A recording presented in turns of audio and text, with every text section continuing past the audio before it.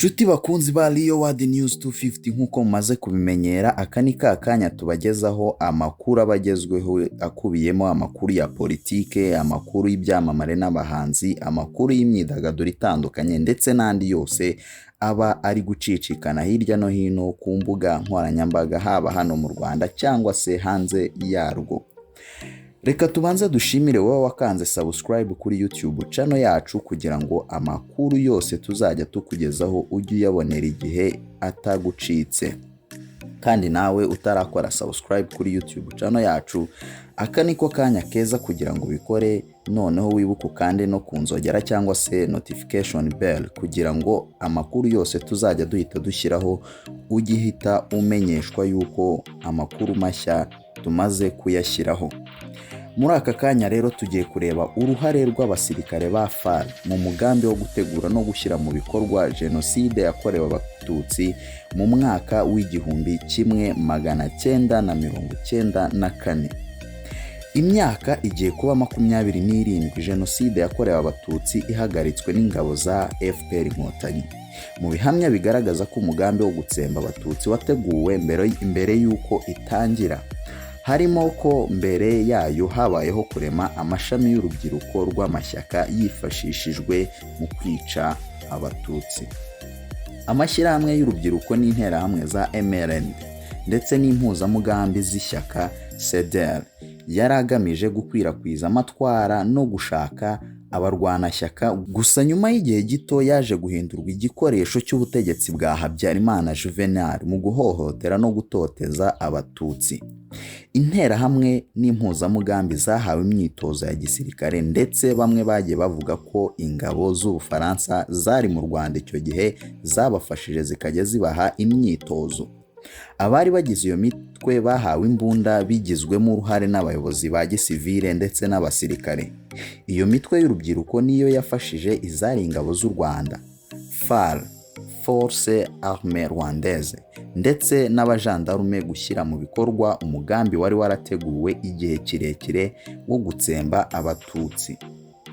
Mu kiganiro yagiranye na One Nation Radio cyagarutse ku ruhare rwa ExFAR muri Jenoside Yakorewe Abatutsi ndetse n'ingaruka zayo, General Gatsinzi Marcel yavuze ko ubwo Jenoside yari igiye gutangira habayeho ukutumvikana hagati mu basirikare. Mu byateganywaga n'amasezerano ya Arusha yo kuwa 12 Nyakanga umwaka w'1992 harimo guhuza ingabo za FAR ndetse n'iza RPA. Gusa harimo intagondwa zirangajwe imbere na Colonel Theoneste Bagosora zavugaga ko zitumva ko Abanyarwanda bari hanze bafite uburenganzira bwo kugaruka mu gihugu. General Gatsinzi yaravuze ati, muri icyo gihe no mu basirikare ubwabo ntabwo bumvikanaga. Wabonaga harimo ikintu cyo kwishishanya, ikintu cyo kuvuga ngo amasezerano yarushwa yarasinywe, ingabo zigiye guhuzwa ndetse ubutegetsi bugiye gusangirwa n'impande zombi.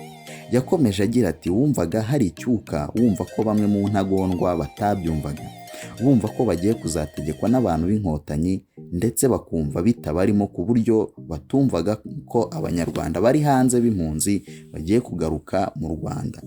Ibyo rwose ntabwo babyumvaga. Dr. Antoine Mugesera uri mu bagize urubuga ngishwanama rw'inararibonye z'u Rwanda ndetse akaba yarabaye mu nzego z'ubuyobozi kuri leta ya Perezida Habyarimana, yavuze ko abasirikare bakoze Jenoside bari basangiye ingengabitekerezo ya Parmehutu yatangijwe na Kayibanda. Dr. Mugesera yavuze ko kuva muri za 1988 hari itsinda ry'akazu kabari bari hafi ya Habyarimana bateguraga Jenoside. Yaravuze ati, hari gahunda bari barakoze y'imyaka 5, aho iyo gahunda bayitangiye mu mwaka w'1987 kugeza mu 1991. Tugiye tubona mu mwaka w'1988 ntibayikurikije. Binjiza abasirikare, abaofisiye benshi, bazana n'abaturage benshi bajya kubigisha ibya gisirikare. Hari ibimenyetso byinshi bigaragaza ko Jenoside izaba. Byakorwaga n'abo mu kazu, ntabwo byavugirwaga mu nama za gisirikare. Yakomeje agira ati, abo mu kazu bashyizeho umugambi wo kuzica Abatutsi. Baravuze bati, inkotanyi zatera, zatsinda, zitatsinda, abatutsi bazicwa. Icyo kibazo cy'abatutsi kirangire. Icyo kintu cyateguwe n'abasirikare bakuru bo mu kazu n'abandi basivile bo mu kazu. Dr Mugesera yavuze ko abasirikare bakuru bo mu kazu aribo batanze amategeko yo gutoza interahamwe n'urubyiruko rw'insoresore zari zarateguwe ngo zizafashe mu ishyirwa mu bikorwa rya Jenoside yakorewe Abatutsi. Umwanditsi Yolande Mukagasana yavuze ko ingabo zakoze Jenoside zitakwitwa iz'u Rwanda, ahubwo ari akazu kari karamunzwe n'ingengabitekerezo ya Jenoside kuva kera. Yarakomeje ati, icyerekeranye n'ingengabitekerezo ya Jenoside no kuyishyira mu bikorwa byarabaye kandi mu gisirikare byari bikomeye. Mukagasana avuga ko uretse kuba abari abasirikare ba FAR baragize uruhare mu itegurwa rya Jenoside, ariko mu gihe cya Jenoside iyo bataza kwemera kuyikora itari kuba. Mbega kudashyigikira Jenoside byari ukwiyahura. Mu gutegura neza abashyira mu bikorwa umugambi wa Jenoside, leta ya Habyarimana ibinyujije mu gisirikare yashyizeho icyiswe autodefense civile. Yatangije mu mwaka w'1991 biturutse ku nama yatanzwe na Lieutenant Colonel Gilbert Kanovasi, wari umujyanama w'umuyobozi mukuru w'ingabo za leta. Muri raporo Kanovasi yahaye Habyarimana kuwa 30 Mata mu mwaka w'1991 yagaragazaga ko hakwiye gushyirwaho uburyo bwo guha intwaro abaturage n'imyitozo mu gice cy'Umutara, cyane cyane mu zahoze ari komine Muvumba na Rutare.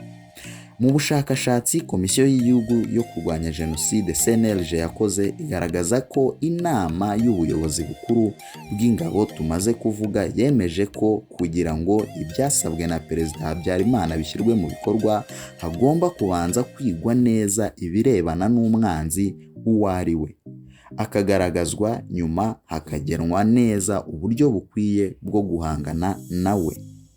CNLG igaragaza ko iyo misiyo yahawe Tamajoro y'ingabo kugira ngo ikore inyigo igaragaza umwanzi w'u Rwanda uwo ari we ndetse n'uburyo bwo kumurwanya. Inyigo yarakozwe isohoka ku buryo bw'ibanga kuwa 21 Nzeri mu mwaka w'1992 ishyizweho umukono na Colonel Deogratias Nsabimana wari umugaba mukuru w'ingabo z'u Rwanda. Ayigenera Perezida Habyarimana n'abayobozi b'ingabo za gendarmerie hose mu gihugu kugira ngo babyigishe abasirikare n'abajandarume. Muri iyo nyandiko ni hamwe mu hagaragarira uburyo Jenoside yakorewe Abatutsi yateguwe na leta ishyiraho imfashanyigisho yo gukwiza ingengabitekerezo ya Jenoside.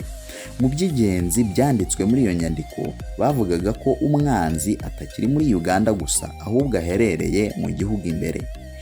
Icyo bisobanuye nuko hatangiye gahunda yo gutanya abaturage babashyamiranya ku buryo habonekamo ababi n'abeza, bityo abeza bakica ababi babyita kwikiza umwanzi.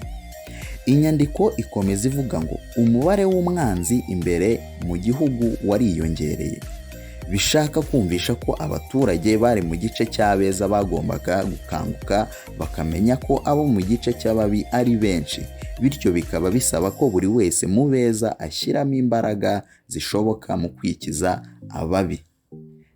General Gatsinzi avuga ko hari igihe byajyaga bivugwa ko hari ibyitso mu gisivile ndetse no mu gisirikare, ari nayo mpamvu bashakaga kwitandukanya n'umugambi wa Jenoside batapfaga kubona ababashyigikira.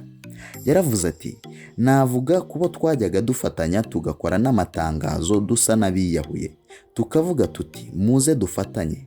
Bamwe twanabakaraho bakavuga bati mureke ibyo mushaka gukora ntabwo ari byo. Avuga ko ubwo ikibuga cy'indege cyari kimaze gufatwa ndetse na Kanombe abari muri guverinoma y'isi y'abatabazi ndetse ari naho Colonel Bagosora yakundaga kuba ari bavuze ko ibyitso by'abasivile bamaze kubyikiza ko ibyinshi bisigaye ari ibyo mu gisirikare. Yakomeje agira ati, murumva n'abari badashyigikiye uwo mugambi wabo, nubwo umuntu atamenyaga ngo ni kanaka cyangwa se ni kanaka. General Gatsinzi yavuze kandi ko nk'abasirikare babaga bari Gitarama baje kubivuga nyuma y'urugamba, gusa ngo abantu benshi babaga bazi ko uwo mugambi uhari wa Jenoside.